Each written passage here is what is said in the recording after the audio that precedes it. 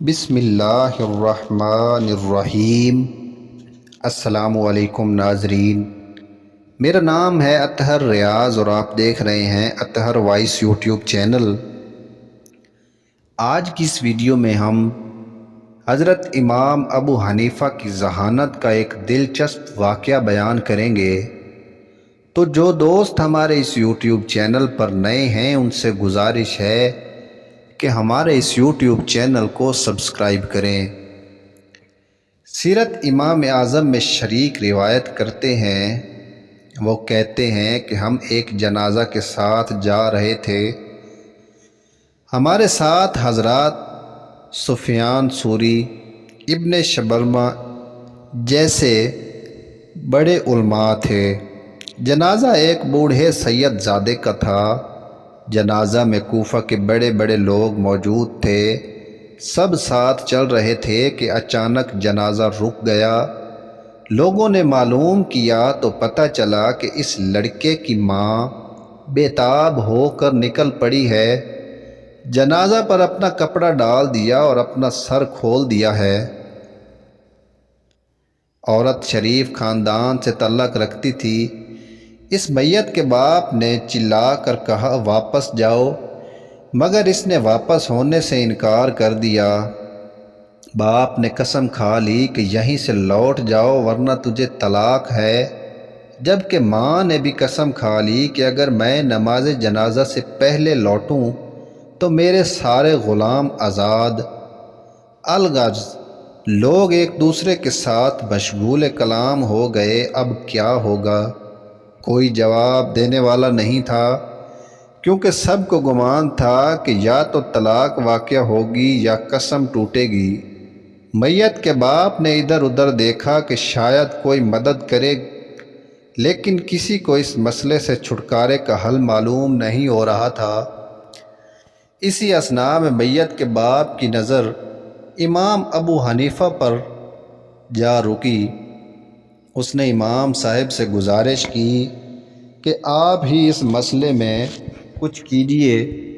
امام صاحب آئے اور عورت سے معلوم کیا کہ قسم کس طرح کھائی۔ اس نے بتلایا۔ باپ سے پوچھا تم نے کس طرح قسم کھائی؟ اس نے بھی بتا دیا۔ امام صاحب نے فرمایا میت کو یہیں پر رکھ دو، چنانچہ رکھ دیا گیا۔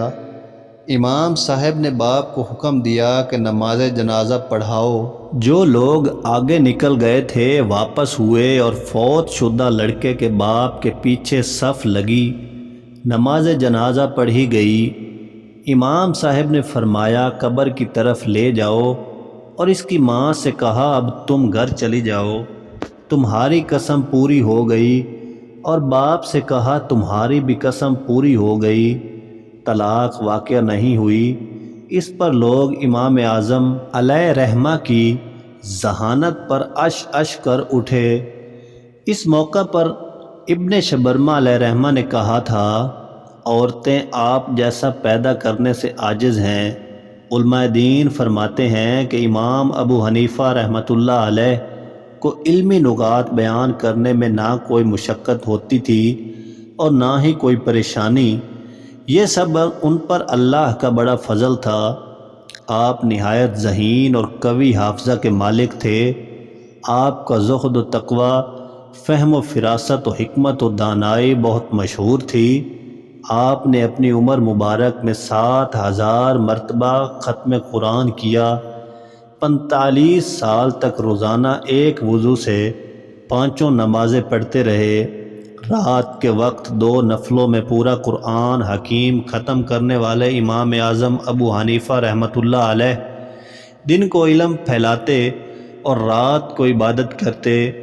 ان کی حیات مبارکہ کے لا تعداد گوشے ہیں۔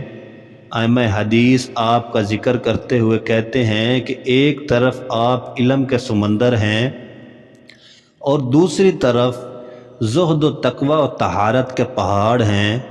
حدیث بخاری و مسلم شریف میں ہے کہ اگر ایمان سریہ ستارے کے پاس بھی ہوگا تو اہل فارس میں سے ایک شخص اس میں سے اپنا حصہ حاصل کر لے گا۔